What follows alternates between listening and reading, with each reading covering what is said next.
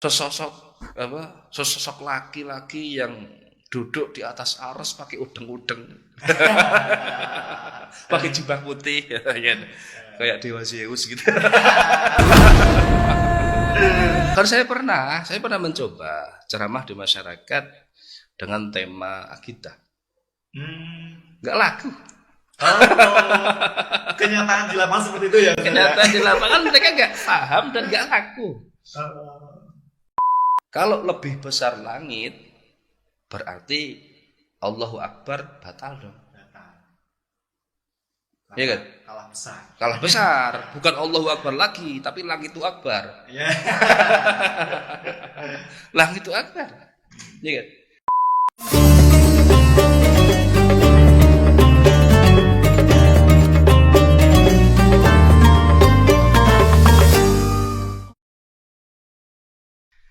Assalamualaikum warahmatullahi wabarakatuh.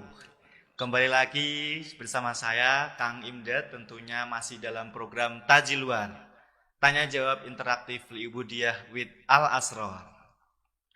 Oke teman-teman semua, untuk pada episode hari ini kita kedatangan tamu spesial yang kita datangkan dari Kendal, daerah khususnya dari Mboja ya. Jadi beliau adalah sosok tokoh masyarakat di Kendal. Di sisi lain juga beliau mengisi konten di Facebooknya dengan dakwah-dakwah beliau. Mungkin nanti barangkali dari teman-teman semua penasaran, bisa langsung nanti cek saja untuk Facebooknya untuk dakwah dari beliau-beliau.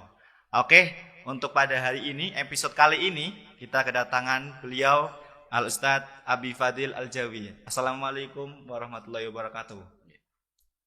Waalaikumsalam warahmatullahi wabarakatuh. Alhamdulillah. Apa kabar Ustadz? Alhamdulillah. Alhamdulillah. Senang rasanya bisa bertemu dengan Ustadz secara langsung. Saya sudah selalu tertarik Ustadz dengan pembahasan-pembahasannya ada di Facebook gitu Ustadz. Masya Allah. Tentunya nanti pembahasan pada episode kali ini pun nanti sepertinya ini dari pertanyaan-pertanyaan dari followers Instagram Ustaz. Ya. Jadi pertanyaannya itu dari followers Instagram Pondok Pesantren Al Asrar. Ada beberapa mungkin dari alumni atau mungkin dari wali santri juga kadang ada Ustaz, atau mungkin dari santrinya juga ada. Nah, ini nanti ada beberapa pertanyaan nih yang akan ditanyakan yang datangnya dari followers Instagram kami di Pondok Pesantren Al Asrar. Baik, langsung saja ya Ustadz untuk pertanyaan. Masuk pertanyaannya. Ini ada pertanyaan mengenai tauhid ini Ustadz. Luar biasa, ini sangat menarik Ustadz. Pertanyaannya dari akun Instagram, usernya Sheva_Putra 093. Oke, untuk Kak Sheva, Mas Sheva, ini pertanyaannya seperti ini Ustaz. Allah itu kan mempunyai sifat baqo dan juga mukhalafatul lil hawadisi. Sedangkan di surga katanya kita bakal abadi. Jadi surga dengan Allah apakah sama?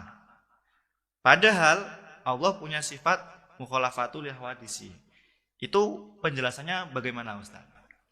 Silakan. Terkait dengan apakah surga ini kekal atau tidak, memang secara jelas dalam Al-Quran disebutkan khalidina fiha abada. Artinya manusia itu adalah makhluk yang kekal. Oh iya. Kekal di dalam surga, khalidina fiha abada, baik di surga ataupun di neraka juga. Artinya di samping manusia itu juga ada makhluk lain bernama neraka dan surga yang juga statusnya kekal. Tetapi perlu diingat bahwa kekal di sini adalah dikekalkan ya. Dikekalkan. Bukan kekal secara asli atau pada dasarnya kekal, enggak. Dikekalkan. Maksudnya gimana tuh Ustaz untuk dikekalkan? Jadi kan beda antara kekal dengan dikekalkan. Kalau pada dasarnya kekal atau asalnya kekal, itu kan memang Memang kekal ya. Tapi seperti Gusti Allah itu kan memang kekal. Tapi misal dikekalkan itu berarti ada yang mengekalkan. Ada yang mengekalkan. Oh iya. Nah, manusia itu kan statusnya dikekalkan. Manusia, surga, neraka itu statusnya dikekalkan. Bukan kekal secara asli. Jadi ya jelas beda. Ya, dari situ saja udah jelas beda ya. Berarti intinya tidak sama itu. Tidak sama. Manusia, surga, neraka itu statusnya dikekalkan oleh Allah. Jadi suatu ketika Gusti Allah menghendaki untuk hancur. Ya hancur. Ketika Allah menghendaki untuk selesai, ya selesai. Kita tidak bisa mengelaknya ya. Tidak bisa. Cuman pada dasarnya Gusti Allah kan sudah berfirman dalam Al-Qur'an toh, khalidina fiha abada. Dari sini sudah berbeda. Ya. Ya. Saya rasa kayak misal dengan jawaban seperti itu harusnya lebih bisa diterima ya Ustaz. Ya. Jadi statusnya antara di sini kan pertanyaannya kan antara surga dengan Allah Ustaz. Jadi seakan-akan mereka ini berdua itu sama antara Allah sama surga. Tapi ternyata bahwa surga itu dikekalkan. Surga dikekalkan. Surga itu dikekalkan. Neraka dikekalkan. Dan manusia yang ada di surga dan di neraka juga dikekalkan. Oleh Allah yang Maha Kekal. Berarti yang awalnya pertanyaannya seperti ini imbang antara Allah dengan surga itu sama. Kemudian ternyata ya nggak sama. Pertanyaannya, secara pertanyaan seperti itu. Tapi nggak sama. Terus jawabannya intinya adalah surga itu dikekalkan oleh Allah. Ya. Nah, berarti kan jelas ini udah tingkatan yang berbeda ya Ustaz ya. Sudah berbeda. Jadi dari sisi itu aja udah kelihatan mukhalafatul hawadisinya. Tapi jarang ditemui Ustaz. Jarang ditemui bahwa seperti ini Ustaz. Kadang penjelasan orang-orang di luar atau mubalih di luar kadang mungkin sebelum saya melanjutkan Ustaz. Kalau tauhid ya Ustaz. Sedangkan umat manusia itu lebih sering memakai logika Ustaz. Kalau menurut Ustaz pribadi untuk berdakwah menyampaikan tentang tauhid, apakah saklek dengan tauhid atau dengan teori tauhid itu, atau tauhid itu bisa dilogikakan Ustaz? Kalau ahlu sunnah wal jamaah itu tidak menafikan logika. Kita melihat di kitab-kitab kita, ya kan? Ya. Di kitab-kitab kita itu tidak menafikan logika. Bahkan ketika jenengan mengaji misalnya Kifayatul Awam atau Umul Barohin, Sanusiyah dan seterusnya itu sudah memperkenalkan tauhid dengan dasar logika. Tidak hanya sebatas doktrin saja, tetapi logikanya juga sudah ditampilkan. Jadi nggak ada istilahnya kok tauhid bertentangan dengan logika. Justru malah satu jalur ya. Satu jalur. Dan memang umat Islam itu disuruh untuk berpikir. Ya. Dan secara logika tauhid kita itu tidak bertentangan. Coba sebutkan mana yang bertentangan. Contoh mukhalafatul hawadisi. Mukhalafatul hawadisi Allah berbeda dengan makhluknya. Ini juga tidak bertentangan dengan logika. Karena ketika Gusti Allah itu sama dengan makhluknya, tentu tidak salah ketika kita mengatakan bahwa Allah itu makhluk. Ya, karena sama. Secara substansi, zat, sifat, afalnya sama, maka tidak salah ketika kita mengatakan Allah sama dengan makhluknya. Nah, ketika sama dengan makhluknya, ya jelas tidak layak disebut sebagai Tuhan. Ya, betul. Ini kan? Ya, setuju. Ya, apa bedanya? Kita dengan Gusti Allah kalau nggak ada bedanya kan ya nggak beda. Bagaimana dengan keimanan? Coba. Terkadang kan mungkin ini beberapa orang-orang awam di luar itu seperti iman itu lebih identik dengan menggunakan hati, sehingga tidak bisa dilogikakan lah atau bagaimana. Itu kan asumsi-asumsi yang selalu berkeliaran di masyarakat secara awam. Untuk menanggapi itu bagaimana? Iman dalam hati. Iya, jadi seakan-akan kita tidak bisa, kita beriman benar-benar pure hanya menggunakan hati. Doktrin. Gimana? Doktrin. Tanpa logika, tanpa berpikir sama sekali. Lebih tepatnya mungkin kita tidak bisa menjangkau keimanan tersebut menggunakan logika kita. Mungkin seperti itu mungkin.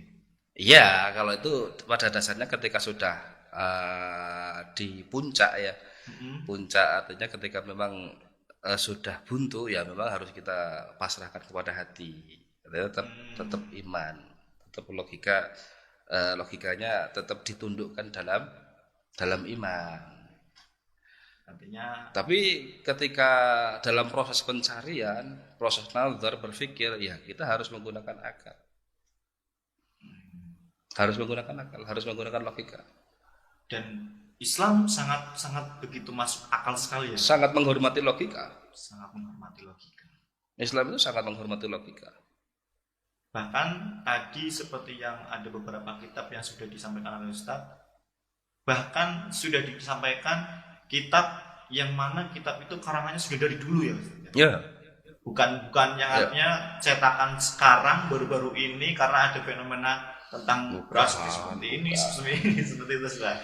Dari zaman Kanjeng Nabi sudah ada akidah seperti itu. Allah wujud kita kok sebenarnya secara substansi dari zaman Kanjeng Nabi itu sudah ada. Hanya saja memang diformulasikannya ketika zaman para imam, para ulama.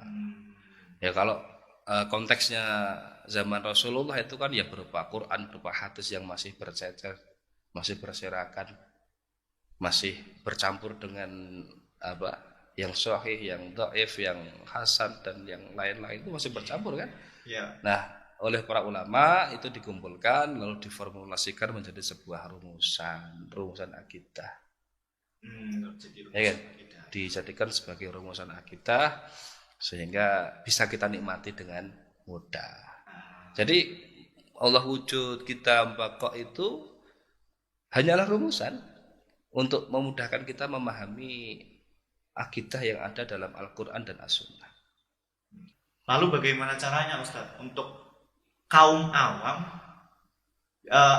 untuk orang-orang yang awam bisa memahami tauhid seutuhnya? Maksudnya seutuhnya mungkin gini Ustaz, apakah ya satu-satunya jalan kita harus ngaji kah, atau satu-satunya jalan apa, atau mungkin bisa juga ini salah satu fase pencarian ya Ustaz yang bisa katakannya. Kalau untuk mencapai expert ya, pemahaman yang expert ya jelas harus mengaji secara totalitas. Kalau hanya sebatas dengar-dengar aja atau hanya sebatas ikut pengajian, ceramah di panggung-panggung itu, ya susah untuk memahami. Susah untuk mendapatkan pemahaman yang utuh. Untuk mendapatkan pemahaman utuh harus ngaji. Harus ngaji ya. Harus ngaji secara utuh. Karena jarang sekali dai-dai kita menjelaskan hal itu. Penceramah kita nggak ada yang kok berceramah Allah wujud kita kok itu jarang ditemukan. Apalagi penceramahnya kan mesti ada momennya ya Ustaz. Misal maulud ya. Ya, biasanya tema sesuai dengan temanya. Bahkan saya pernah mencoba ceramah di masyarakat dengan tema akidah. Nggak laku. Kenyataan di lapangan seperti itu ya. Kenyataan di lapangan mereka nggak paham dan nggak laku. Audiensnya sedikit.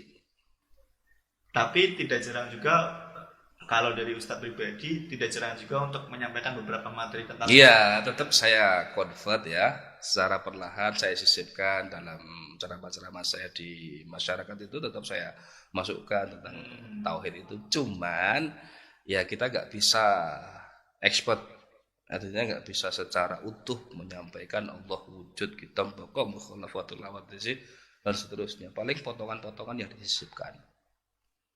Paling misalnya kita memperkenalkan kepada masyarakat Allah itu ada tanpa tempat, tanpa arah, tanpa waktu, ya kan?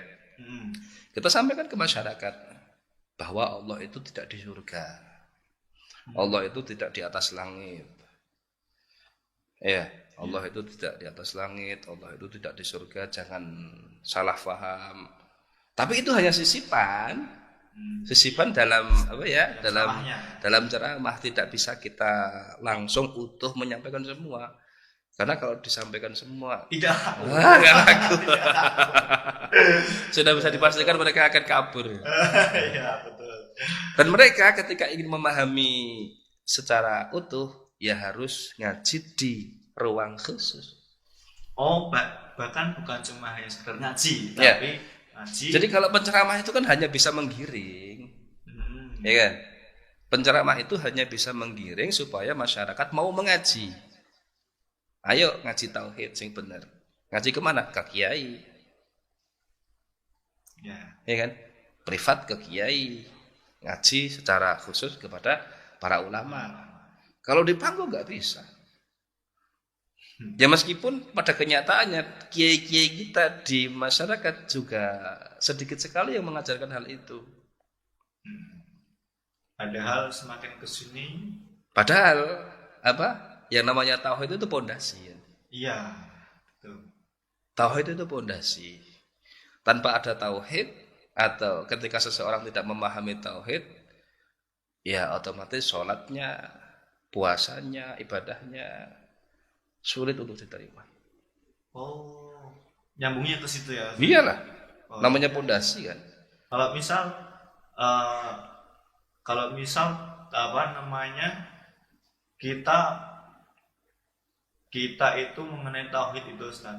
Kita hanya semata-mata mengikuti saja Ustaz. Ya udahlah, maksudnya kayak terima bersih saja Ustaz. Terima bersih. Kayak terima bersih, kayak misal ya udahlah, saya percaya sama Allah. Yang penting saya percaya sama Allah. Yang penting saya percaya sama Allah. Itu bagaimana Ustaz? Kaitannya kalau dalam bahasa kitabnya itu namanya taklid. Ya, ya kan? Taklid. Dan taklid itu statusnya diperdebatkan oleh para ulama. Iman taklid statusnya diperdebatkan oleh ulama. Ada yang menganggap cukup, ya, mayoritas ulama menganggap cukup lah. Tetapi ada juga yang menganggap tidak cukup.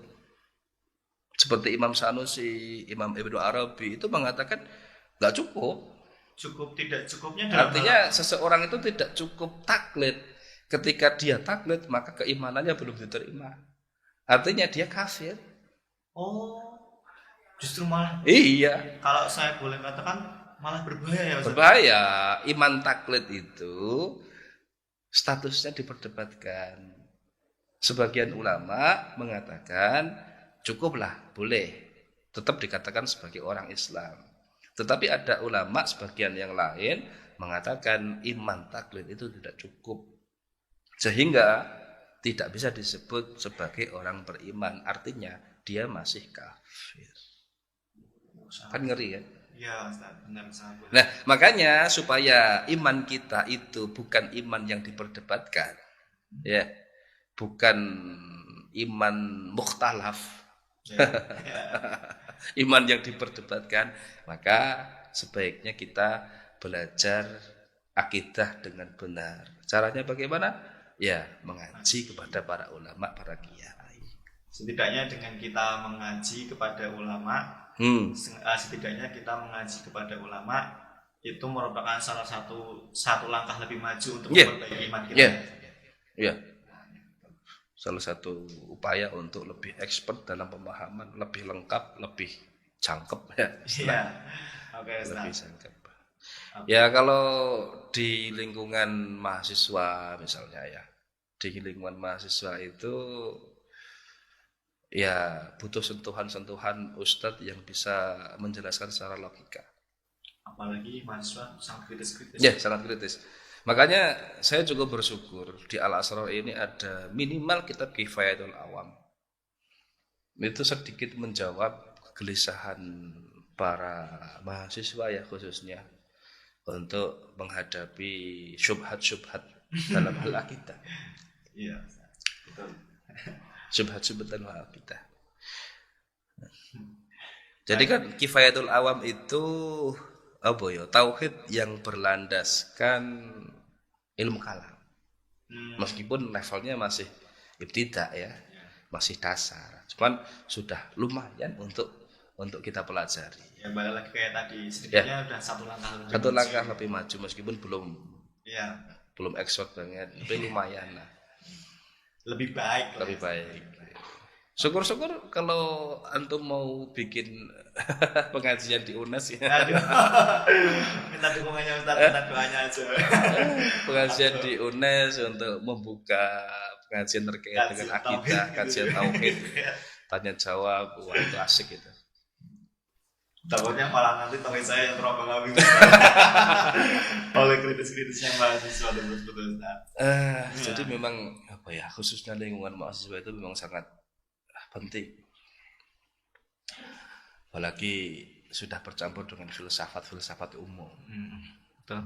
Filsafat umum yang kadang cukup berbahaya bagi mereka yang belum utuh pemahamannya tentang tauhid. Saya itu punya teman. Dia itu dulu ya sama saya akrab lah. Ya berjuang bareng. Bahkan ketika dia itu mendengar orang non-muslim atau non-NU mengatakan Kanjeng Nabi tanpa Sayyidina, dia itu marah dia. Nah, gara-gara dia itu sering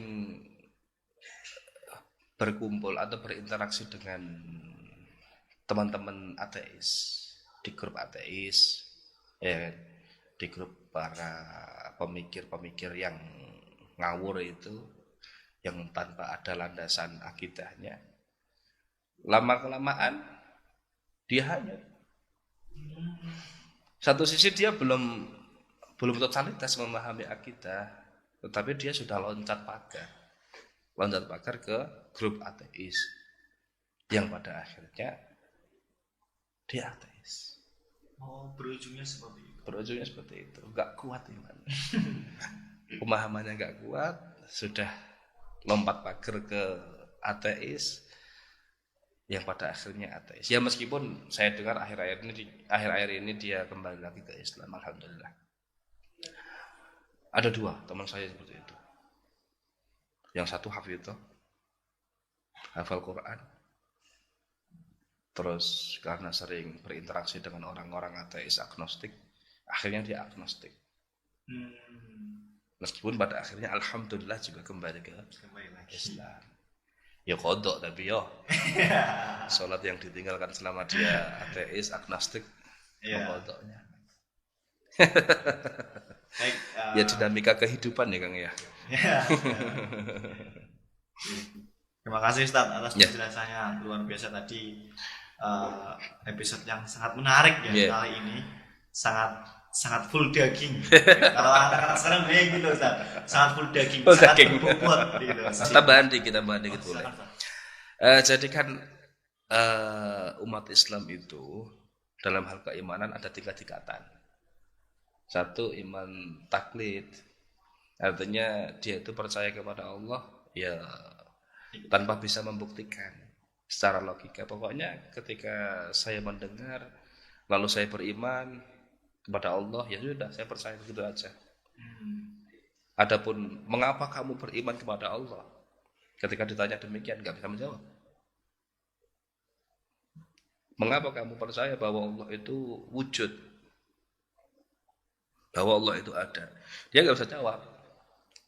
Mengapa kamu percaya bahwa Allah itu kitab atau Allah itu berbeda dengan makhluknya? Nggak tahu saya. Yang penting saya percaya kepada Allah. Nah itu namanya iman taklid.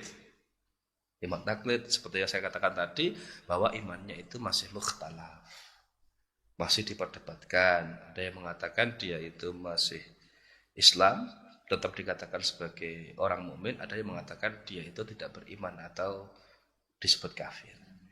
Nah, yang kedua itu adalah iman ijmali. Kalau dalam bahasa Kifayatul Awam itu ijmali. Oh, ijmali. Ya, secara ijmali.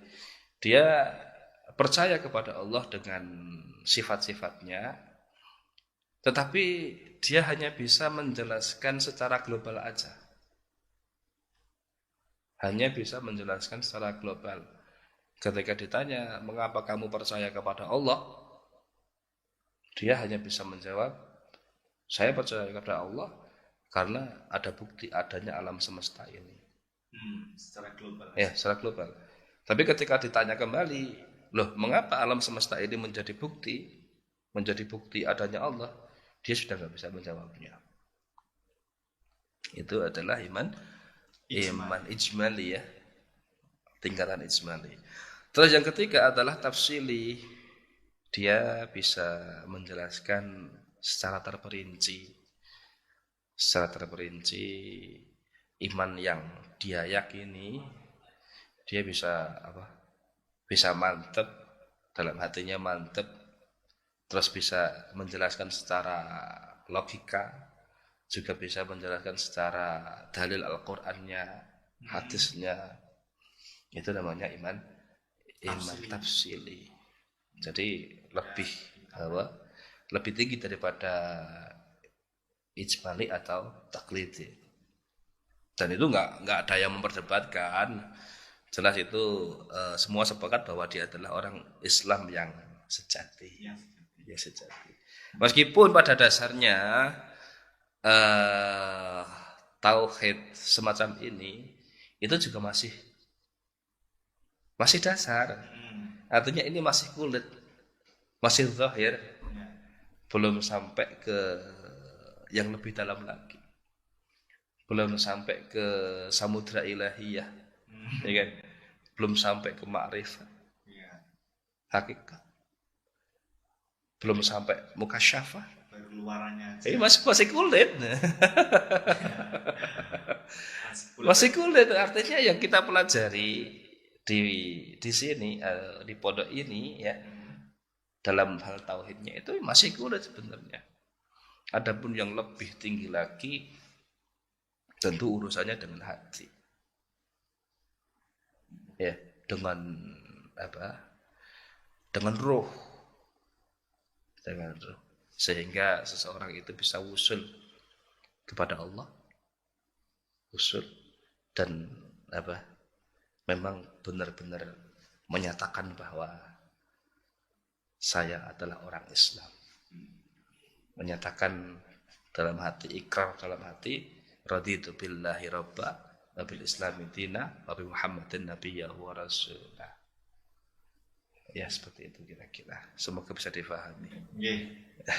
Sangat bisa dipahami Ustaz. Terima kasih atas penjelasannya, luar biasa. Dan perlu diingat bahwa Allah itu tidak tinggal di surga, juga tidak tinggal di atas langit, dan juga tidak berupa materi, tidak berupa jisim. Ya kan? Kalau makhluk itu kan seperti kita ini di dunia, zat padat, zat cair, zat gas, ya kan? Kita itu kan terdiri dari elemen-elemen itu, padat, cair, gas. Sedangkan Allah enggak. Allah juga tidak berupa jismun latif, tidak seperti ruh, ya. Tidak seperti malaikat atau jin atau makhluk halus lainnya.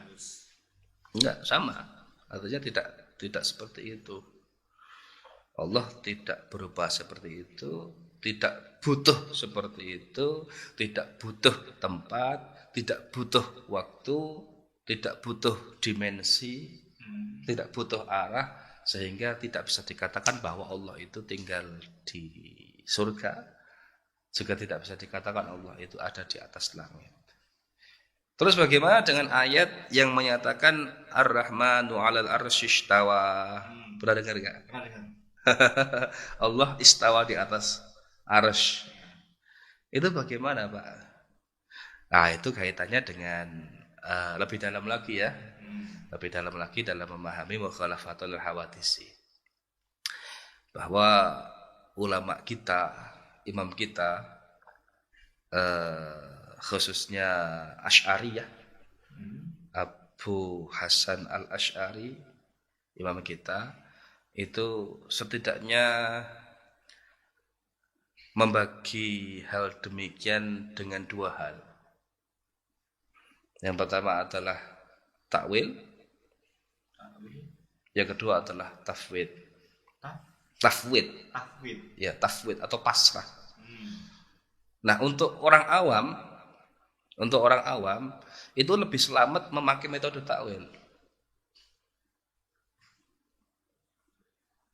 Sehingga dia tidak memvisualisasikan Allah Subhanahu wa taala. Artinya awam itu ketika dia mendengar kalimat ainullah misalnya. Ainullah kalau diterjemahkan dalam bahasa Indonesia kan mata Allah. Ya kan? Kok dia itu masih membayangkan ada mata besar di atas langit? Artinya dia masih awam. Oh iya. Nah, orang yang semacam ini sebaiknya memakai metode takwil. Takwil itu artinya memalingkan makna yang layak untuk Allah. Memalingkan makna yang lebih pantas untuk Allah Subhanahu wa taala. Semisal istawa 'alal arsy ar-rahmanu 'alal arsy istawa, itu bukan dimaknai Allah duduk di atas arsy, bukan. Bukan dimaknai Allah bersemayam di atas arsy, di atas langit, bukan. Tetapi dimaknai istawa ini adalah istaula atau menguasai. Allah menguasai langit, Allah menguasai arsy. Jadi kan artinya tidak bertentangan dengan logika, tidak bertentangan dengan mukhalafatul hawadisi, ya kan? Tidak bertentangan dengan itu.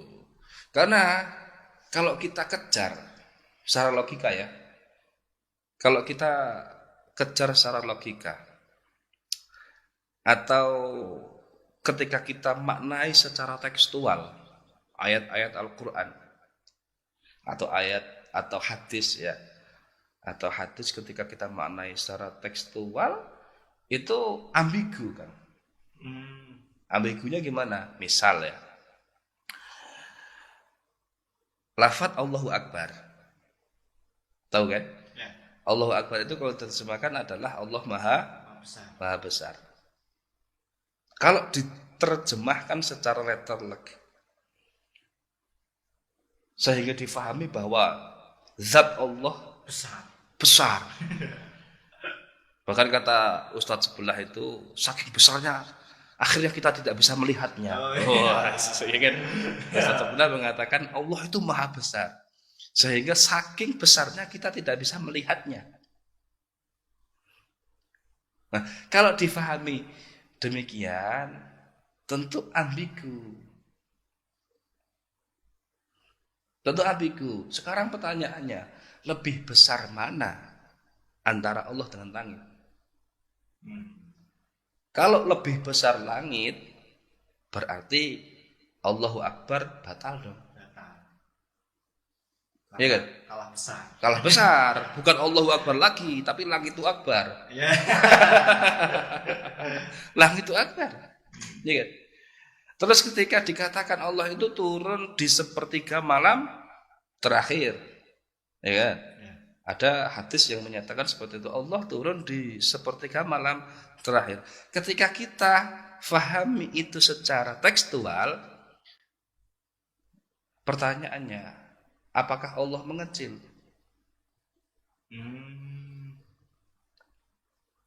Apakah zat Allah itu mengecil? Katanya Allahu Akbar. Apakah bisa zat yang maha besar masuk ke dalam ruangan yang lebih kecil?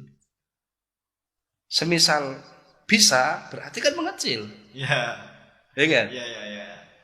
Artinya ketika ini bisa, katakanlah bisa, otomatis zat Allah itu akan mengecil. Nah, ini secara logika nggak masuk kan? Ya betul. Ya kan? Makanya ayat-ayat demikian bagi orang awam khususnya yang masih membayangkan Gusti Allah secara visual, maka lebih baik menggunakan takwil, yaitu memalingkan makna kepada makna yang lebih layak untuk Allah Subhanahu wa taala. Kemudian bagi orang yang sudah kencang imannya, artinya ketika mendengarkan lafaz Allah itu sudah tidak membayangkan Allah. Kan ada itu ketika mendengarkan lafaz Allah membayangkan Allah cahaya yang besar gitu ya. Atau sosok laki-laki yang duduk di atas aras pakai udeng-udeng. Pakai jubah putih kayak Dewa Zeus gitu. Artinya itu masih awam ya. Nah, ketika sudah tidak membayangkan, ketika mendengarkan lafaz Allah itu sudah tidak membayangkan Allah secara visual, maka orang ini lebih baik memakai metode tafwid ma'atanzih. Artinya ketika ada lafaz-lafaz istawa 'alal arsy atau ainullah atau yadullah, ya kan? Atau rijlullah, itu ya gak usah dimaknai, wis pasrah gitu aja. Pasrah sesuai dengan semoga-moga ya Allah, terserah apa yang panjenengan kehendaki dengan lafaz-lafaz ini. Itu namanya tafwid. Tafwid itu pasrah, tidak memaknai secara spesifik ayat-ayat tersebut. Beda dengan takwil tadi ya. Takwil tadi kan memvisualisasikan ya sama, artinya sama kan.